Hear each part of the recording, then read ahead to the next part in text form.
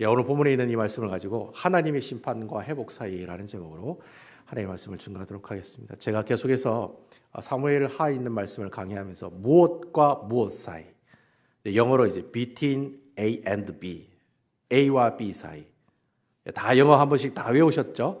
A와 B 사이라는 제목처럼 하나님의 심판과 회복 사이, 바로 하나님께서 어떠한 영적인 교훈을 주시는지 그 내용을 오늘 본문에 있는 말씀을 가지고 한번 살펴보도록 하겠습니다. 여러분, 우리가 금방 읽은 이 사무엘상 19장에 있는 말씀은 다윗의 아들 압살롬이 이제 반역을 일으키게 됩니다. 그리고 다윗이 그 반역 때문에 예루살렘을 급히 떠나게 되죠. 그리고 다시 예루살렘으로 돌아오는 그 이야기가 바로 사무엘하 19장에 나오는 말씀입니다. 여러분들이 이 말씀을 보시면 좀 긴 내용으로 되어 있는 것을 보실 수 있을 거예요. 하지만 크게 두 가지의 스토리로 되어 있습니다. 그래서 오늘은 그 첫 번째 스토리가 나오고 있는 1절에서 15절에 있는 말씀을 여러분들과 함께 나누면서 하나님께서 주신 영적인 교훈들을 살펴보도록 하겠습니다. 제가 계속해서 사무엘하에 있는 말씀을 강의하기 때문에 지난주 말씀이 어떤 내용인지를 한번 살펴볼 필요가 있을 것 같아요. 1부 예배는 다 아는데 2부 예배는 가끔씩 여러분 들으시기 때문에 잘 모르실 수 있으니까 지난주에 어떤 얘기가 있었냐면 이제 다윗의 압살롬이 이제 이스라엘의 제갈공명이라고 하는 아히도빌이란 이렇게 소를 잡아가지고 드디어 이제 반역을 일으키게 됩니다. 그리고 오랫동안 준비한 그 압살롬의 반역은 성공적으로 끝나게 되죠. 그래서 다윗은 어쩔 수 없이 급하게 예루살렘을 떠나서 요단강 동편으로 도망을 가게 됩니다. 그런데 그 과정에서 하나님께서 이 다윗과 함께하고 계신다는 거예요. 아멘입니까? 네. 하나님 나와 함께 하시는 거 안 좋으신가 봐요. 네. 하나님께서 그 도망가는 길 가운데 다윗과 함께하는 모습을 계속해서 우리에게 보여주신다는 겁니다. 여러분, 그 후세라고 다윗의 친구인데 후세가 이제 궁예가 있었잖아요. 후세가 궁예가 있었는데 이 아히도벨과 서로 막 계략을 주고 나누고 하다가 결국에는 이 후세의 계략이 채택이 됩니다. 그러면서 어떻게 해요? 다윗이 도망갈 수 있는 시간을 벌어주게 돼요. 하나님께서 함께 하셔서 그런 일들이 일어났다는 것이죠. 그리고 스파이로 들어갔던 그 아비아달과 그 사독이라고 하는 제사장이 있었어요. 오늘 본문에도 나오지만 이 아비아달과 사독이 이 예루살렘을 이 다윗이 떠나갔을 때 법궤를 들고 찾아오지 않습니까? 우리도 같이 가겠다고. 그러니까 다윗이 뭐라고 합니까? 다시 들고 가라고. 다시 들고 가서 거기에 있는 사람들의 정보를 나한테 이야기해 달라고. 그러니까 스파이 좀 해달라고. 그래 부탁을 하게 되죠. 그래서 결국에 이 스파이로 들어가 있는 이 제사장이 사독과 아비아달이 그 아들을 시켜서 뭐라고 얘기하냐면 지금 아히도벨이 군사들을 시켜가지고 지금 요단강을 건너가려고 폼 잡고 있는 다윗의 일행에게 지금 가고 있으니까 너희가 빨리 어떻게 해요? 다윗에게 가서 빨리 요단강을 건너가라고 이야기를 좀 해달라. 그래가지고 이 두 아들이 가는데 들켰네요. 그래서 바울임이라는 곳에 숨어 들어가지고 어떤 한 여인의 집에 우물가에 숨었는데 마침 또 그 여인이 어떻게 해요? 이 두 사람을 숨겨주게 돼요. 그래서 극적으로 다윗을 만나가지고 다윗에게 빨리 요단강을 건너가라고 새벽이 오기 전에 땅을 건너가야지만이 죽지 않을 수 있다. 그래서 하나님의 은혜로 이 다윗의 일행들이 요단강을 급히 떠나는 그런 일들이 일어났다라는 거 하는 것이죠. 하나님께서 함께 하셔서 이런 일들이 일어났다는 겁니다. 그리고 다윗이 마하나임이라는 곳으로 도망을 갔는데 사실 여러분 요단강 동편은 다윗을 싫어하는 사람들이 모여 사는 동네거든요. 그러니까 근데 이 마하나임이라는 곳이 요단강 동편에 있는 동네인데 그 마하나임에 갔는데 다윗이 아는 사람이 아무도 없잖아요. 근데 하나님께서 그곳에서 누구를 만나게 해주십니까? 소비와 마갈과 바르실레라고 하는 사람을 만나게 해줘가지고 바르실레가 요단 동편의 최고로 부자거든요. 그 부자인 사람들을 만나게 해줘가지고 다윗 일행들이 다시금 회복할 수 있는 기회와 시간들을 하나님께서 어떻게 해요? 허락해 주셨다는 거예요. 그래가지고 이 요단 동편에 있는 이 길앗 수풀에서 다윗의 군대와 압살롬의 군대가 드디어 어떻게 해요? 전쟁을 하게 된 것입니다. 근데 그 전쟁을 하는데 결국 그 전쟁의 결과는 압살롬이 이 요압 장군의 창에 아주 잔인하게 죽음을 당하면서 결국에는 그 전쟁의 승리를 다윗이 거두게 되었다라고 하는 거죠. 그러면서 오늘 본문에 있는 말씀이 계속해서 연결이 되고 있다라고 하는 겁니다. 1절에서 3절에 있는 말씀 제가 한번 읽어보도록 하겠습니다. 1절, 2절, 3절입니다. 어떤 사람이 요압에게 하라되 왕이 압살롬을 위하여 울며 슬퍼하시나이다 하니 2절 왕이 그 아들을 위하여 슬퍼한다 함이 그날의 백성들에게 들리매 그날의 승리가 모든 백성에게 슬픔이 된지라. 3절 우리 다 같이 읽을까요? 시작. 그날의 백성들이 싸움에서 쫓겨 부끄러워 도망함 같이 가만히 성읍으로 들어가니라. 자, 하나님의 도우심으로, 하나님의 함께 하심으로 드디어 다윗의 군대가 압살롬의 군대를 이겼어요. 그리고 이겼으면은 축제의 분위기여야 되잖아요. 근데 오늘 본문의 말씀을 보면 축제의 분위기가 아니라 어떤 분위기예요? 초상집 분위기라는 거예요. 비록 다윗이 전쟁에서 승리를 하긴 했지만 다윗의 아들인 압살롬이 어떻게 해요? 죽임을 당하는 그런 일들이 일어났다는 거예요. 그러니까 다윗이 압살롬이 죽었다는 이야기를 듣고 난 다음에 멘붕이 온 거예요. 반역을 일으킨 사람은 당연히 죽는 것이 마땅한데도 불구하고, 하지만 다윗이 왕이기 전에 한 아들의 아버지였거든요. 그래서 다윗도 아버지로서 당연히 그 아들의 죽음에 어떻게 해요? 슬퍼할 수밖에 없다는 거예요. 또 한 명도 아니고 이전에 또 암논도 죽었잖아요. 그 큰 아들도 죽고 셋째 아들도 죽고 계속해서 아들이 죽으니까 그 슬픔이라고는 이런 말로 표현할 수 없는 그런 고통 가운데 있게 되었다라고 하는 거예요. 그래도 아버지 심정에 전쟁하기 전에 압살롬을 살려볼 거라고 3명의 지휘관들을 모았잖아요. 요압, 아비새, 그 다음 가드 사람 이때 이 3사람 모아놓고 뭐라고 얘기합니까? 싸우는 건 좋은데 우리 아들만큼은 너그럽게 대해달라. 여러분, 너그럽게 대해달라는 말이 무슨 말입니까? 살려달라는 말이죠. 살려달라는. 여러분, 세상에 압살롬을 죽이는 그 전쟁에서 압살롬을 살려달라면 그 말이 무슨 말입니까? 우리는 그럼 다 죽으란 말이냐? 말도 안 되는 부탁을 이 다윗이 아버지이기 때문에 어떻게 아들 한번 살려보려고 그 장군들을 모아놓고 그런 이야기를 했다라고 하는 거죠. 하지만 그 결과는 그 아들의 시체가 싸늘하게 어떻게 해요? 그 아버지의 품으로 돌아오는 그런 결과가 나타났다는 겁니다. 여러분, 압살롬의 죽음은 당연한 것이었어요. 하나님께서 원하시는 뜻이었어요. 압살롬이 죽어야지만이 어떻게 해요? 하나님의 왕권이 다시 새로이 회복이 되기 때문에, 다윗이 다시금 세워지기 때문에 하나님의 뜻은 이 압살롬이 죽는 것이었어요. 근데 문제는 다윗이 이 하나님이 하시는 일, 하나님이 하시는 이 뜻들을 어떻게 해요? 캐치하지 못하고 있다는 거예요. 그러니까 하나님의 뜻을 알지 못하니 다윗이 하는 일이 뭐겠습니까? 실수하고 죄 짓는 일밖에 하는 일이 없다라고 하는 것이죠.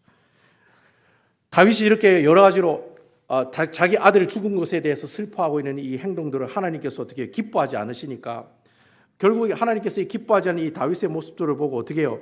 하나님께서 이 다윗을 통해서 이야기하시는 그런 모습들을 오늘 이 본문의 말씀을 통해 우리에게 전달하고 있다라고 하는 겁니다. 여러분, 이스라엘이라는 나라는 누가 세운 나라입니까? 다윗이 세운 나라입니까? 누가 세운 나라죠? 하나님이 세우신 나라죠. 그리고 다윗은 세상의 왕들처럼 그렇게 세운 인물도 아니에요. 다윗은 하나님의 나라를 하나님의 말씀에 따라 하나님의 식대로 하나님의 법대로 다스리고 통치하는, 그렇게 하라고 세운 왕이 바로 다윗 왕이었다라고 하는 거예요. 그러면 적어도 다윗이 비록 자신의 사랑하는 아들이 죽었긴 하지만 그럼에도 불구하고 어떻게 해요? 그래도 다른 사람들처럼 그렇게 허망하게 그렇게 멘붕에 빠져 있는 모습을 보이는 것은 하나님께서 기뻐하시는 모습은 아니다라는. 그래도 적어도 하나님 나라의 왕으로 세움받은 사람이라면 이러한 상황들 가운데 있을 때 어떻게 해요? 좀 다른 사람들의 모습들과 같은 모습이 아니라 좀 더 다른 모습으로 보여주는 게 맞다라고 하는 것이죠. 다윗이 인간적으로 매우 슬픈 일을 당하고 있지만 그래도 다윗은 이 상황을 세상 사람들의 시선으로 바라보는 것이 아니라 누구의 시선으로 바라볼 필요가 있는 거예요? 하나님의 시선으로 이 상황을 바라볼 필요가 있었다는 거예요. 가령 예를 들어서 압살롬이 죽었으면 물론 슬퍼하는 그런 슬픔이 있겠지만은 그 아들의 죽음을 통해서 뭘 생각해야 됩니까? 자신의 이전에 지었던 그 밧세바와 지은 죄를 생각해야 된다는 거예요. 아, 내가 지은 죄가 이렇게 크구나. 하나님께서 그걸 기뻐하지 않았구나. 그러니까 아들의 죽음을 보면서 자신이 이전에 지었던 그 죄가 생각나야 되는 거예요. 근데 그게 생각이 안 나는 거예요. 아들이 죽었으니까 아무것도 생각이 안 나는 거예요. 그리고 또 여러분, 압살롬의 반역은 단순히 한 아들이 아버지를 반역한 사건이 아니에요. 여러분, 이 압살롬의 반역은 하나님의 뜻을 반역하는 아주 큰 사건이에요. 그러니까 하나님의 왕권에 도전하는 사건이라는 거예요. 여러분, 하나님의 왕권에 도전한다는 것 그 자체가 뭡니까? 죽음이라는 거예요. 그러니까 그러한 사건들을 보면서 하나님께서 이러한 모습들을 어떻게 해요? 다윗이 기억하고 또 어떻게 해요? 자신의 죄를 발견했다면 하나님 앞에 회개하고 다시 돌아오는 그런 모습들이 있기를 원하셨다는 거예요. 그런데 불행하게도 다윗은 지금 하나님 뜻을 전혀 깨닫지 못하고 알지도 못하고 캐치하지도 못한다는 거예요. 이러한 상황들이 계속해서 지속되니까 결국 어떤 결과가 나타났습니까? 자신의 목숨을 걸고 자기를 위해 싸웠던 그 군대를 향해 가지고 칭찬은 못 해줄 망정 어떻게 해요? 오히려 그 사람들로부터 어떻게 해요? 원망과 불평을 듣고 압살롬이 죽었으면 우리가 죽었으면 저렇게 압살롬이 죽은 것처럼 울었겠느냐 뭐 이런 식으로 얘기하면서 어떻게 해요? 그 분위기가 싸늘하게 초상집 분위기 같은 그런 분위기로 결과가 나타나고 있었다라고 하는 것이죠. 다윗이 가지고 있는 개인적인 슬픔이 결국에는 누구의 슬픔으로 이스라엘 전체의 슬픔과 위기로 가져오는 결과가 나타났다는 거예요. 여러분, 다윗이 지금 하는 이 행동은 정치적인 관점으로 봐서도 굉장히 위험한 행동이에요. 여러분, 자기를 위해서 싸웠잖아요. 목숨 걸고 싸웠잖아요. 압살롬의 군대가 2만 명이 죽었어요. 자기 군대가 몇 명이 죽은지 성경에 나와 있지는 않지만 그렇게 목숨 걸고 자기를 위해서 싸운 그 군인들을 향해서 어떻게 해요? 칭찬해주고 격려해주고 위로해주는 것은 당연하다는 거예요. 근데 그렇게 안 해줬어. 그럼 나중에 어떤 일이 일어나겠습니까? 제2의 압살롬의 제2의 쿠데타, 제3의 쿠데타가 계속해서 일어난다는 거예요. 그러니까 세상적인 시각으로 봐도 다윗이 지금 잘하고 있는 것이요, 잘 못하고 있는 것이요, 잘 못하고 있는 모습을 우리에게 보여주고 있다는 거예요. 그러니까 지금 다윗이 하나님이 주시는 그 상황에 잘못된 리액션을 우리에게 보여주고 있다는 거예요.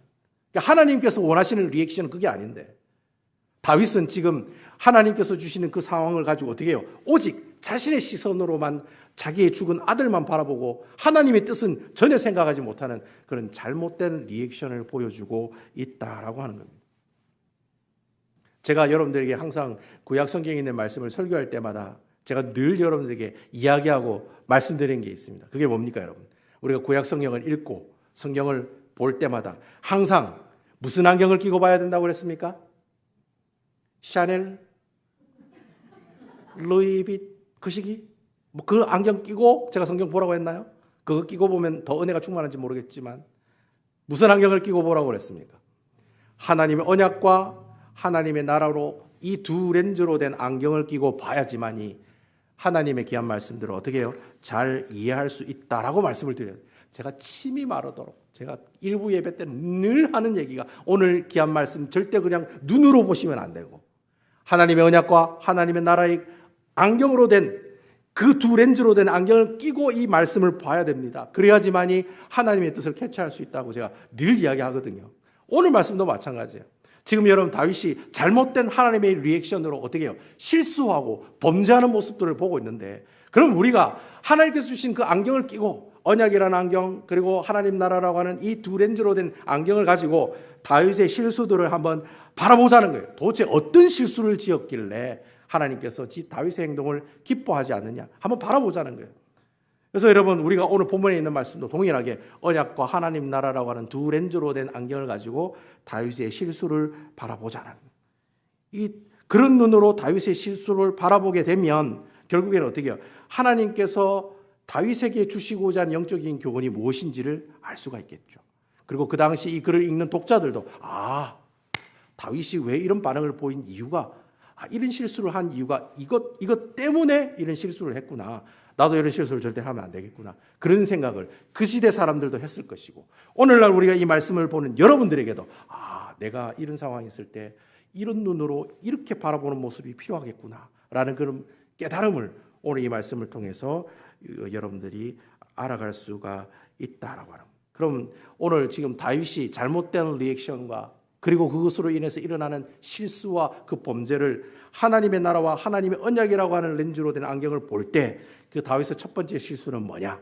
바로 다윗의 첫 번째 실수는 다윗은 바로 하나님께 이전에 맺었던 하나님과의 언약을 어떻게 하고 있다는 거예요? 잊어버리고 있다는 거예요. 이게 다윗이 가지고 있는 첫 번째 실수예요. 여러분 이 압살롬의 죽음은 단순한 죽음이 아니에요. 그냥 걔가 그냥 그래 살다가 죽었다 이게 아니에요. 여러분 이 압살롬의 죽음은 이미 오래전에 다윗이 밧세바와 간음을 짓고 죄 짓고 해서 나단 선지자가 와가지고 다 예언했던 내용, 그 예언했던 내용들이 다 어떻게 해요? 성취된 사건이라고 하는 거예요. 그러니까 압살롬의 죽음은 단순한 죽음이 아니라 어떤 죽음이라는 겁니까? 하나님께 심판을 받아 죽었다라는 거예요. 하나님 심판을 받아서 죽었다는 거예요. 그 이야기가 사무엘하 12장 10절에 보면 나온다는 거예요. 제가 한번 읽어볼게요. 사무엘하 12장 10절에 보면 이제 내가 나를 업신여겨 헵사람 우리아의 아내를 빼앗아 내 아내로 삼았은즉 칼이 내 집에서 영원히 떠나지 아니하리라. 그러니까 네가 이제 죄 지었으니까 네 집에 뭐가 떠나지 않는다는 거예요. 칼이 계속해서 떠나지 않는다는 거예요. 이 말이 무슨 말이야? 하나님이 심판이 너희 집안에서 절대로 떠나지 아니할 거라고 하나님께서 미리 오래전부터 다윗이 범죄했을 때 나단 선지자를 통해서 하나님께서 말씀하시고 예언하셨다는 거예요. 그래서 여러분 이 이야기가 있고 난 다음에 압살롬 동생 다말이 첫째 아들 이복 오빠죠.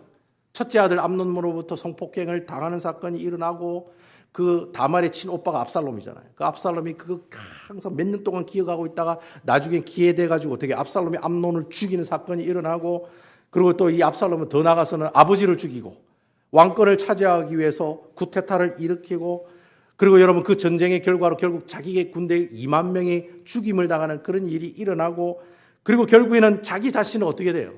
그 전쟁에서 요압의 창에 찔림을 받고 죽임을 당하는 그런 일들이 일어났다는 거예요. 그러니까 하나님의 심판이 다윗의 집을 떠나지 않는 가장 큰 이유가 뭐냐? 바로 다윗이 지은 죄 때문에 그렇다는 거예요. 죄. 그 죄 때문에 다윗이 지금 어떻게 해요? 지금 이러한 일들을 경험하고 있다라고 하는 겁니다. 여러분 우리가 성경을 쭉 읽어보실 때 하나님께서 죄라고 이야기하실 때 죄는 하나님의 율법에서 벗어나는 행동입니다. 물론 그런 정의도 맞아요. 하지만 여러분 우리가 성경 전체적으로 읽어볼 때 전체적으로 성경을 보면 하나님께서 죄에 대해서 뭐라고 얘기하느냐면 이 죄라고 하는 것은 그냥 단순히 하나님의 율법에서 벗어나는 게 죄가 아니라 하나님과 우리의 관계를 완전히 파괴하고 끊어버리고 절단내게 하는 것이 바로 죄라는 거예요. 그래서 여러분 성경을 보면 하나님께서 이 죄를 이야기할 때 어떻게 얘기하시냐면 나는 그냥 단순히 죄를 싫어합니다. 이렇게 얘기 안 해요. 싫어하셔도 어떻게 싫어하신다? 끔찍하게 싫어하신다는 거예요. 우리 하나님은. 죄를 싫어하셔도 너무 싫어하신다. 저 인간 이러면서 막 일하는 것처럼. 예? 너무나도 그 죄라고 생각하면 우리 하나님께서는 어떻게 해요? 아예 그냥 생각조차도 하기 싫을 정도로 싫어하시는 것이 바로 죄라고 하는 모습들이다라는 거예요. 결국 이 죄 때문에 하나님 관계와 우리의 관계가 어떻게 된 겁니까? 다 끊어졌다는 거예요. 그래서 여러분 그 신학적인 전문적인 용어로 하나님과 나의 관계가 끊어졌다를 뭐라고 얘기합니까? 뭐라고 얘기합니까? 죽음? 아니잖아요. 성경에 뭐라고 얘기합니까? 사망이라고 얘기한다. 사망. 성경에 보면 사망이라는 얘기가 나오죠. 하나님과 우리의 관계가 끊어진 걸 사망이라고 얘기하는 거예요. 그러면 하나님과 우리가 연결이 된 건 뭡니까? 생명이죠. 그런 하나님과의 연결이 영원토록 이어지는 게 뭡니까? 영생이죠. 이런 거는 적어놔야 돼. 적어놔야 돼. 한번 들으면 다 까먹잖아요. 적어놔요. 잘하고 적어놔야 돼. 사망, 하나님과 관계가 절단나는 것. 생명, 하나님과 관계가 이어지는 것. 영생, 하나님 관계가 영원토록 이어지고 함께하는 것. 적어놔야 된다. 결국 다윗이 하나님과 맺은 그 언약을 잊어버렸기 때문에, 약속을 잊어버렸기 때문에 지금 자기가 처하는 그 힘든 상황 속에서 하나님을 바라보고 있는 것이 아니라 무엇을 바라보고 있습니까? 지금만 바라보고 있는 거예요. 지금만 바라보고. 그런 사람들 많죠. 남은 거는 안 바라보고 지금만 바라보는. 그 왜 그러냐? 하나님의 언약을 잊어버렸기 때문에 그렇다는 거예요. 지금만 바라보니까 누구만 바라보는 거예요? 그 수많은 2만 명이나 되는 영혼이 죽었는데 오직 한 명 자기 아들 죽은 것만 생각하는 거예요. 그것 때문에 슬퍼하고 그 슬픔이 나중에는 어떻게 해요? 온 이스라엘 슬픔으로 만들어버리는 그런 아주 불길한 역사를 창조했던 사람이 바로 다윗이었다는 거예요. 그리고 또 다윗을 위해 싸웠던 그 백성들이 결국에는 어떻게 됩니까? 오히려 원망과 불평의 대상이 되는 그날 하나님의 심판을 지금 다윗이 받고 있다라고 하는 거예요. 근데 여러분, 우리 하나님께서 이렇게 다윗의 집안에 네가 이래 잘못하면 내가 이래 심판할 거야. 이 얘기만 하셨느냐? 그게 아니라는 거예요. 우리 하나님께서는 이미 오래전에 다윗과 언약을 맺으실 때 네가 죄 가운데 있을 때, 내가 불순종한 가운데 있을 때 내가 하나님께 심판을 주시겠지만, 하지만 어떻게 해요? 네가 하나님 말씀에 순종하고 네가 하나님 말씀에 그대로 순종하면서 살아가는 모습이 있으면 내게 하나님께서 복 주신다고 그랬잖아요. 그래서 여러분 사무엘하 7장 13절에 보면 후반절에 하나님께서 그런 여러 가지 이야기를 하시고 난 마지막에 그런 이야기를 하시는 거예요. 나는 그의 나라와, 그의 나라가 누구 나라입니까? 다윗의 나라입니다. 다윗의 나라와 왕위를 영원히 어떻게 하겠다? 견고하게 하겠다. 내가 너에게 잘못을 사랑의 채찍질로 때리고 하나님의 심판을 가하겠지만, 하지만 네 밑으로 이어지는 모든 왕권들, 네 밑으로 이어지는 그 모든 후손에게 그 왕권이 이어지는 일들은 절대로 어떻게 하겠다? 계속해서 이어지도록 하시겠다는 거예요. 그러한 놀라운 약속들을 바로 하나님께서 하고 계신다는 거예요. 그 약속을 우리가 신학적인 용어로 어떤 언약이라고 얘기하냐? 다윗 언약이라고 이야기한다는 거예요. 다윗 언약. The Covenant of David, 뭐 이렇게 얘기해야 되나요? 다윗 언약이라고 이야기한다는 거예요. 결국 여러분, 하나님께서 이 다윗 언약을 통해서 나중에 이 땅에 누가 오시는 겁니까? 바로 이 땅을 다스리고 통치하시는 누가 오시는 겁니까? 문 목사가 질문하는 모든 90% 이상 다 예수 그리스도. 누가 오십니까? 예수 그리스도. 예수 그리스도가 오시는 그 근거가 뭐냐? 다윗 언약 때문에 오시는 거예요. 다윗 언약 때문에 나중에 다윗의 자손으로 메시아 되신 예수 그리스도께서 이 땅에 오셨다. 그래서 여러분, 신학자들이 성경을 공부할 때 구약과 신약을 연결해 준 제일 중요한 단어가 있는데 그게 뭐예요? 다윗 언약이라는 거예요. 다윗 언약이 있어야지만이 구약에 있는 그 하나님의 그 메시아가 어떻게 해요? 신약에 있는 우리 눈에 보이는 그 메시아인 예수 그리스도의 모습으로 커넥팅이 된다는 거예요. 그래서 다윗 언약이 중요하다는 거예요. 신학생들한테만 중요한 게 아니라 여러분들에게도 중요하다는 거예요. 결국 다윗이 이렇게 하나님의 언약을 잊어버리고 있으니 결국에는 어떻게 해요? 압살롬과 하는 그 전쟁을 아들과 하는 전쟁이라고 생각하고 다윗이 그 전쟁을 치렀다는 거죠. 원래는 압살롬과 하는 전쟁이 아니라 누구의 전쟁입니까? 하나님께서 하시는 전쟁이시죠. 다윗이 이 전쟁의 승리를 해도 그 아들의 죽음의 슬픔에 더 크게 나타난 그 이유, 그리고 그러한 모습들을 보고 수많은 이스라엘 백성들이 불평과 불만을 가지게 된, 그런 실수를 하게 된 이유, 그 이유가 뭐냐? 다윗이 하나님의 언약을 잊어버렸기 때문에 이런 실수들과 이런 범죄들이 일어나게 되었다는 거예요. 이게 바로 다윗이 지은 첫 번째 실수의 내용이라는 거예요. 그러면 오늘 본문에 나오는 두 번째 실수의 내용은 어떤 내용이냐? 여러분, 이 다윗의 두 번째 실수는 다윗이 순간 그 상황을 경험하고 있을 때 이스라엘의 나라가 하나님의 나라라는 사실을 잊고 있었다는 거예요. 여러분, 이스라엘이 하나님 나라란 말이 무슨 말이에요? 이 이스라엘을 통치하고 계시는 분이 누구시라는 거죠? 요 하나님이시라는 거예요. 사람이 아니라 하나님이시라는 거예요. 그런데 다윗은 이 나라가 순간 내 나라라고 생각해요. 내 나라라고 생각해요. 하나님의 나라가 아니라 내 나라라고 생각했다는 거예요. 그래서 다윗은 자기 뜻대로, 자기가 생각한 대로 이 나라를 통치하면 된다고 생각을 한 거예요. 그래서 그 세 명의 지휘관을 모아놓고 이야기한 거예요. 자기 생각으로, 자기 방법으로, 자기 뜻대로 저들에게 이야기를 하면 저들이 혹여나 압살롬을 너그리 해주지 않을까, 그런 마음을 가지고 전쟁하기 전에 세 명의 지휘관을 만나가지고 우리 아들 좀 너그럽게 대해주세요, 잘 좀 봐주세요, 살려주세요, 그런 말도 안 되는 실수를 범하게 되었다라는 거예요. 하나님의 나라인데, 자기 나라가 아니라 하나님의 나라인데, 그리고 자기는 단순히 하나님께서 그 나라를 잘 경영하고 통치하라고 세운 대리자와 같은 그런 왕일 뿐인데, 다윗이 순간 이 나라는 내 거요, 이것은 내 것이요, 그렇게 생각했다는 거예요. 그렇게 생각하는 그 순간 다윗이 어떻게 해요? 실수하게 되고 하나님 앞에 범죄하는 모습들을 우리에게 보여주고 계신다는 거예요. 여러분, 다윗이 10년 동안 사울의 칼을 피해다니고 도망다니면서 배운 교훈이 뭡니까? 교훈이 한 가지잖아요. 이스라엘의 주인은 네가 아니고 누구예요? 여호와 하나님이라는 거예요. 그 10년 동안 사울의 칼을 피해서 도망다니면서 하나님께서 깨닫게 해주신 교훈은 이 나라는 네 게 아니라는 거예요. 이건 네 것이 아니요, 내 것이요.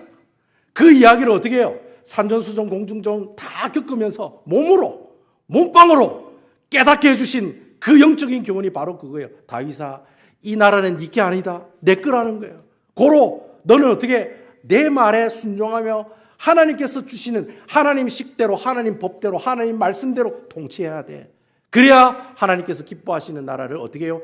만들어 갈 수가 있다라고 다윗에게 그 10년 동안 몸으로, 고난으로, 환난으로 교육시키시고 이야기하시고 어떻게 해요? 하나하나 그들에게 하나님 놀라운 말씀들을 심어 주셨다라고 하는 거예요.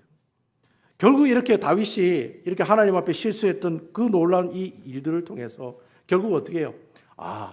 하나님께서 기뻐하시지 않는 그런 결단들, 하나님께서 기뻐하지 않는 생각들, 하나님께서 기뻐하지 않는 그런 일들을 자행하고 마는 그런 결과가 나타났다라고 하는 거예요. 그런데 더 큰 문제는 다윗이 이런 실수를 하면서도 자신이 지금 무엇을 잘못했는지를 알지 못하고 있다는 거예요. 그게 문제라는 거예요.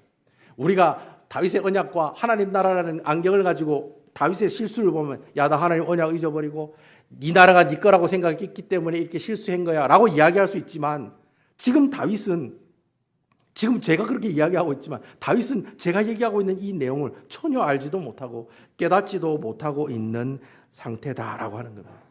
그 내용이 5절과 6절에 보면 계속해서 나오고 있는 거예요.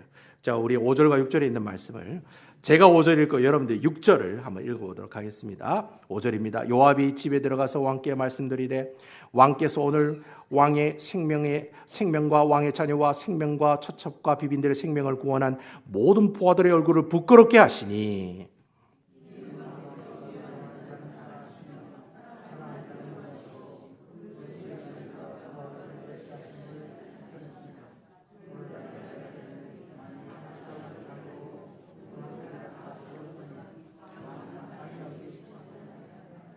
다윗과 요압의 관계는 친족 관계입니다. 그러니까 다윗이 외삼촌이고 요압 장군은 조카예요. 자, 근데 이 조카인 요압이 다윗이 하는 실수를 보고 외삼촌인 다윗에게 뭐라고 얘기합니까? 막말을 내뱉고 있는 거예요. 막말하고 있는 거예요. 특히 7절에 보면 요압 장군이 외삼촌인 다윗을 막 뭐하는 장면까지 나옵니까? 협박하는 장면도 나오는 거예요. 뭐 여러 가지 얘기가 있었지만은 그 얘기를 간단하게 설명하면 어떤 뜻으로 해석할 수 있습니까? 네 밤길 조심하라고. 밤길 조심하라고. 네 그렇게 살면은 밤길 조심하라고. 밤에 조심해서 다니세요. 에이? 조심해요. 에이? 이렇게 하면서 이야기하고 있는 내용이 오늘 본문에 나오는 내용이라는 거예요. 그러니까 요압 장군이 보기에도 다윗의 실수가 너무 어처구니가 없는 거예요. 그러니까 어떻게 합니까? 하나님께서 이 요압 장군을 통해서 다윗에게 심지어 이렇게 협박하는 내용까지 밤길 조심하세요, 형님. 삼촌, 밤길 조심하세요. 이런 얘기가 나올 정도로 지금 요압 장군이 이 다윗에게 어떻게 해요? 아주 심한 말을 내뱉고 있는 모습들을 우리에게 보여주고 있다는 거예요. 그러면서 이 요압이 이 다윗의 실수들을 보면서 한 번에 만회할 수 있는 방법까지도 이야기하고 있는 내용을 우리가 볼 수 있다는 거예요. 그 방법을 제시하고 있는 내용이 8절 말씀에 보면 나옵니다. 우리 8절에 있는 말씀 다 같이 한번 읽어볼게요. 시작. 왕이 일어나 성문에 앉으매 어떤 사람이 모든 백성에게 말하되 왕이 문에 앉아 계신다 하니 모든 백성이 왕 앞으로 나아오니라. 자, 다윗의 실수로 말미암아서 온 이스라엘 전체가 슬픔으로 때로는 원망으로 바뀌어 있을 때 요압 장군이 다윗에게, 그러니까 조카가 외삼촌한테 뭐라고 얘기했냐면 다윗이 지금 마하나임에 있거든요. 아직 예루살렘으로 간 게 아니니까 마하나임 성문 앞에 나가라고 이야기하고 있다는 거예요. 여러분, 항상 그 시대 때 그 성읍에는 늘 성이 있었고 성문이 있었거든요.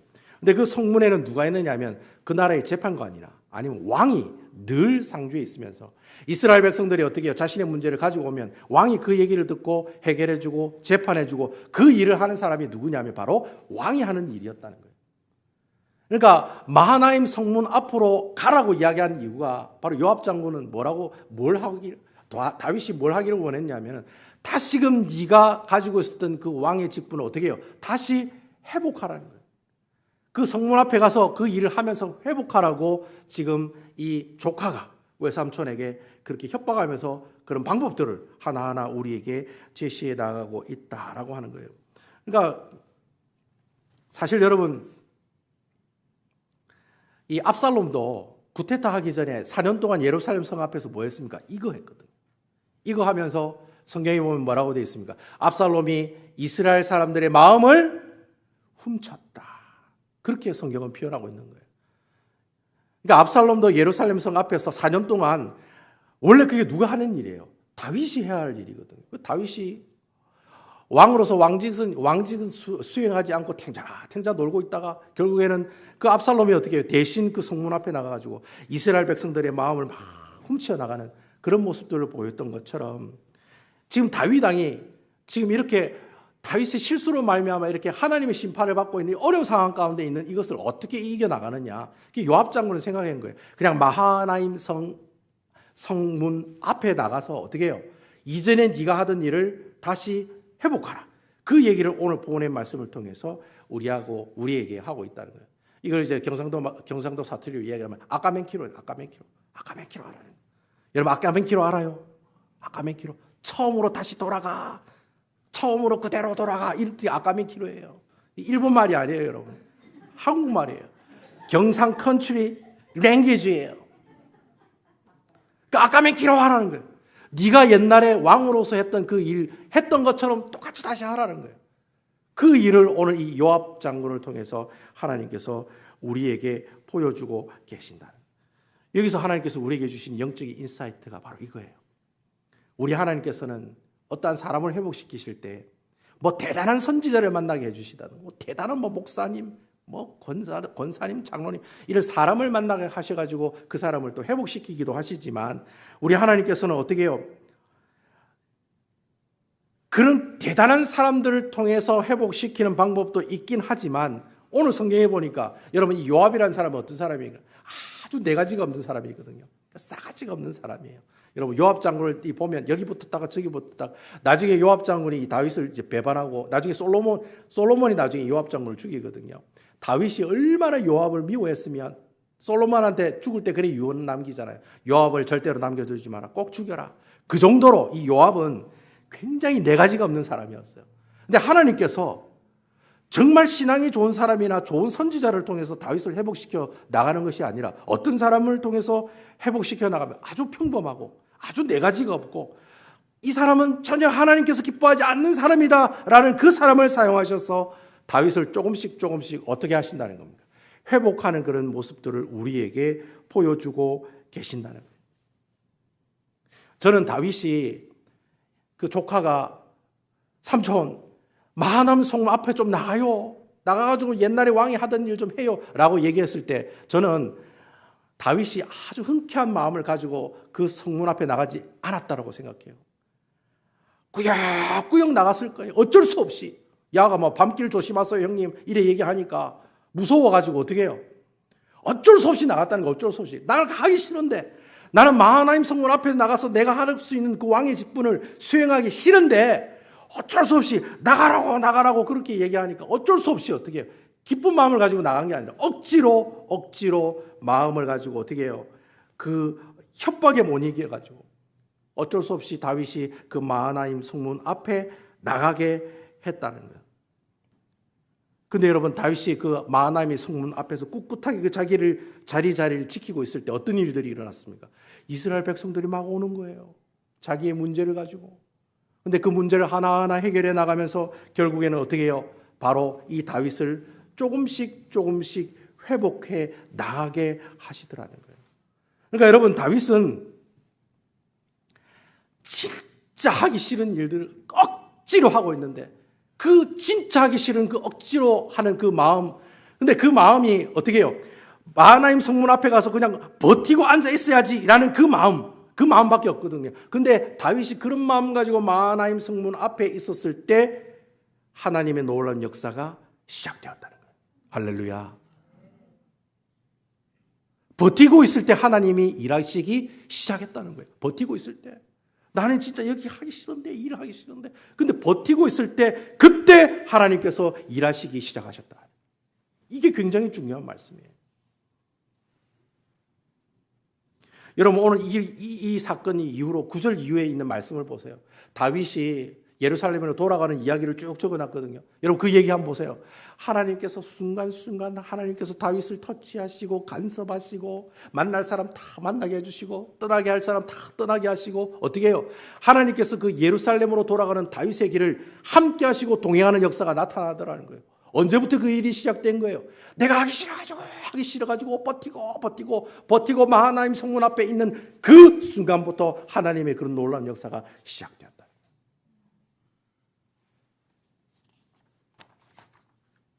여러분 우리가 교회를 다니다 보면은 내가 몇 번이나 이 교회를 이제는 어떻게 해야지 그게 뭐 떠난다는 얘기가 아니에요. 어떻게 해야지. 여러분 이런 생각을 아마 수십 번도 하고 아마 신앙생활 하실 거예요. 여러분 그렇죠?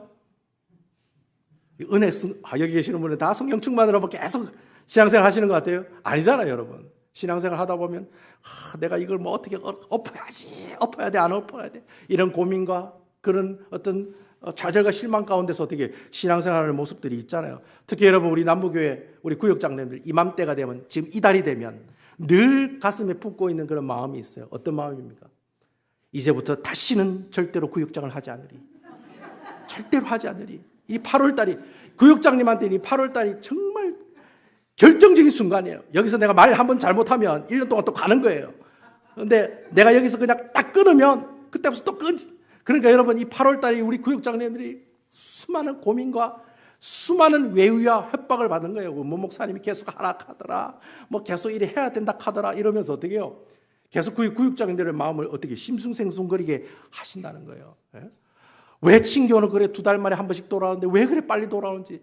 어저께 분명히 친교인 것 같은데 다음 주에 친교한다고 또 얘기하고 미치고 환장하는 거예요. 구역장님 입장에서는. 그리고 또 구역 식구들 말도 안 들어. 칼질하다가 손벼. 구역 식구들한테 마음의 상처로 내 마음이 베어져. 그러니까 여러분 우리 구역장님들은 늘 마음속에 그 밴데이지가 가슴 한 구석에 덕지 붙어서 사시는 분들이 바로 어떤 분이에요? 지금 여러분 구역장으로 섬기고 있는 분들이라는 거예요.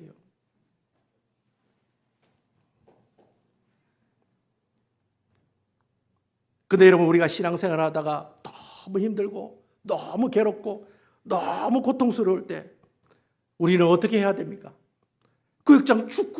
구역장을 죽도록 하기 싫은데 어떻게 해야 됩니까? 여러분 대답은 하나밖에 없어요. 그냥 그 자리를 가만히 지키고 있으면 되는 거예요.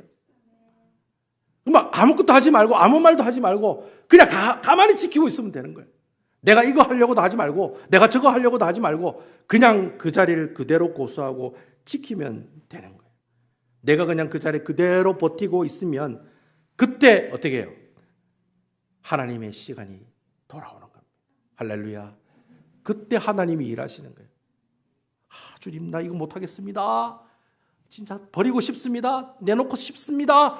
그럼에도 불구하고 내가 하나님한테 버티고 있는 그 자리에 성령님께서 함께 하시는 거예요. 그때 성령님께서 함께. 내가 성령 충만할 때 성령님이 오시는 게 아니라 내가 하기 싫어요 하고 그럼에도 불구하고 버티고 있을 때 그때 성령님께서 여러분들에게 함께 하신다는 거예요. 제가 지어낸 얘기가 아니라 성경을 보세요. 성경을. 이 일 이후에 다윗의 길은 어떤 길입니까? 하나님과 함께 하시는 길이었어요. 하나님과 함께 하시는 길.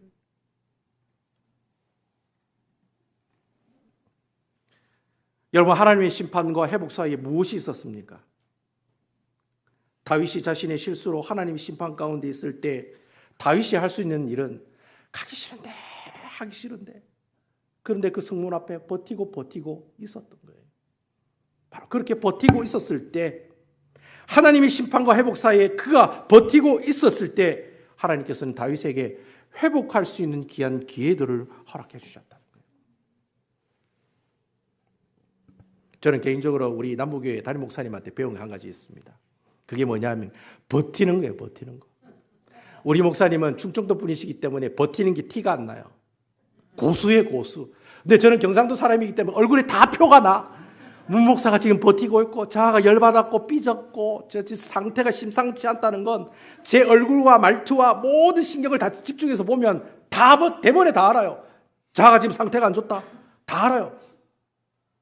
근데 여러분은 목회는 무엇이냐라고 물어보면 버티는 거라는 거예요. 버티는 거. 네? 내가 버티다 보면 누가 일하시는 거예요? 내가 일하는 게 아니라 하나님이 일하시더라는 거예요. 그 이야기를 목사님께서 하시더라는 거예요. 예? 그래서 목사님 평생 항상 그런 말을 하세요. 목사님, 교회 어려움이 왔을 때 어떻게 해결했습니까? 그럼 목사님 항상 그런 얘기 하세요. 교회 어려움이 오면 대부분 처음에 보면 내가 왜 이 교회 와가지고 이렇게 생고생을 하나? 내가 왜 이렇게 고생을, 내가 왜 저런 거시기한 사람을 만나가 이렇게 고생을 하나? 뭐 그런 생각도 들기도 하지만, 그렇지만 그런 어려움과 환난이 오면 올 때마다 어떻게 해요? 이제는 내가 하나님을 원망하고 불평하는 것이 아니라 오히려 어떤 생각이 듭니까? 기대감이 생긴다는 거예요. 리스펙트함이 생긴다는 거예요. 무슨 기대감이 생겨? 도대체 하나님께서 어떤 큰 은혜를 내게 주시려고 이런 환난을 주시는가? 할렐루야, 하나님 감사합니다. 그러면서 그 모든 환난을 다 받는다는 거예요. 예? 여러분, 옛날 찬송가에 그런 복음성이 있잖아요. 예? 동남풍화 불어라, 서북풍화 불어라, 온갖 잡것들아 양사방에서 다 불어라. 이런 거 잡것들아 다 불어라는 가사에 없어요. 동남풍화 불어라, 서북풍화 불어라. 예? 가시박대 백합밥 예수의 향기 날리니 할렐루야 아멘. 이러면 아멘입니까? 온갖 환난과 풍파가 내게 다 와라. 그런데도 불구하고 나는 독야청청 예수 그리스도의 향기를 날리겠다. 예? 나는 하나님께서 나를 위해 어떻게 하실 그 일을 기대하면서 도대체 하나님께서, 그래서 그 목사님 항상 그런 얘기하세요. 도대체 하나님께서 얼마나 큰 상급을 주시려고 또 이렇게 큰 환난을 주시나 기대가 된다. 할렐루야. 그러면서 그 환난을 지나가는 거예요. 그런 심정으로 목회를 하신다고 하시더라고요. 여러분, 우리 남무교회를 한번 추억해 보세요. 이게 여러분, 우리 교회 오래 계신 분들 여기 한번 생각해 보세요. 이 남무교회가 좋은 일이 많았습니까? 거시기한 일이 많았습니까? 좋은 일이 많았습니까? 예? 거시기가 다 포함이 돼요. 거시기한 일이 많았어요. 좋은 일이 많았어요. 예? 거시기한 일이 많았죠. 예? 당연하지.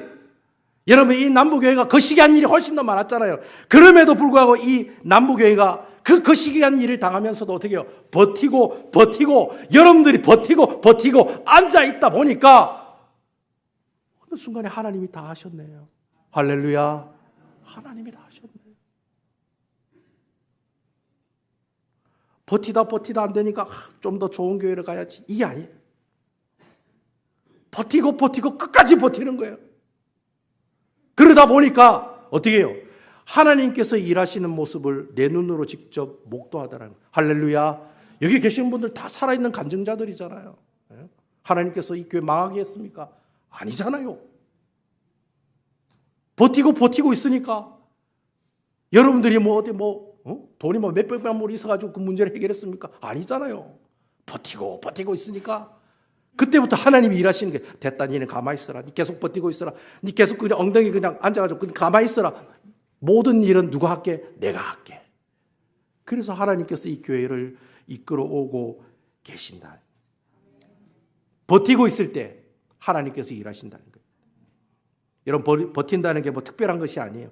자기 자리를 잘 지키고 있으면 돼요. 자기 자리를 잘 지키고 있으면 돼요. 어디 가려고 생각도 하지 말고 꿈에도 생각하지 마세요. 예? 그냥 가만히 앉아있어요. 죽은 듯이 가만히 앉아있으면 그때부터 하나님께서 여러분을 향해서 일하신다는 거예요. 그걸 직접 목도하고 경험해야지 그게 간증이 되지요. 예? 그래야 사람들한테 얘기하지요. 그런 어려움과 환난이 왔을 때 걱정하지 마라. 가만히 있어라. 버텨라. 지키고 있어라. 하나님이 하실 거다. 네가 하는 거 아니다. 그렇게 담대하게 얘기할 수 있을 거 아니에요. 이런 하나님의 놀라운 역사를 경험해 나가시는 우리 남북의 성도 여러분들 다 되시기를 주님의 이름으로 축원드리겠습니다. 여러분, 기도할 때 이렇게 기도했으면 좋겠어요. 통성으로 같이 다 기도했으면 좋겠어요. 하나님, 버티게 해주십시오. 제가 일부 예배 때 이 설교했더니 어떤 분이 너무 고맙다고 하더라고요. 내가 지금 버티고 있는데 그 얘기해줘서 너무 고맙다고. 그래서 제가 그랬어요. 계속 버티라고 그랬어요. 어디 가지 말고 계속 죽치고 앉아가지고 버티라고 그랬어요. 그러면 하나님께서 그때부터 일하시리라. 할렐루야, 아멘. 그때부터 일하시리라. 그러니까 여러분, 이 시간에 하나님께 기도하시고, 주여 버티게 하시고 지키게 하시고, 엉덩이 그냥 이 자리에 앉아가지고 하나님께 한 사역들, 내가 하나님께서 하시는 그 일들을 목도할 수 있도록 도와주십시오. 우리 교회에 얼마나 거시기한 일이 많았습니까? 근데 지키고 있는 사람들을 통해서 하나님께서 역사하셨으니 계속해서 그 놀라운 모습들을 여기 계시는 우리 주의 종들이 다 경험할 수 있게 해달라고 다 같이 하나님 앞에 기도하며 나가도록 하겠습니다. 할렐루야. 아버지 하나님.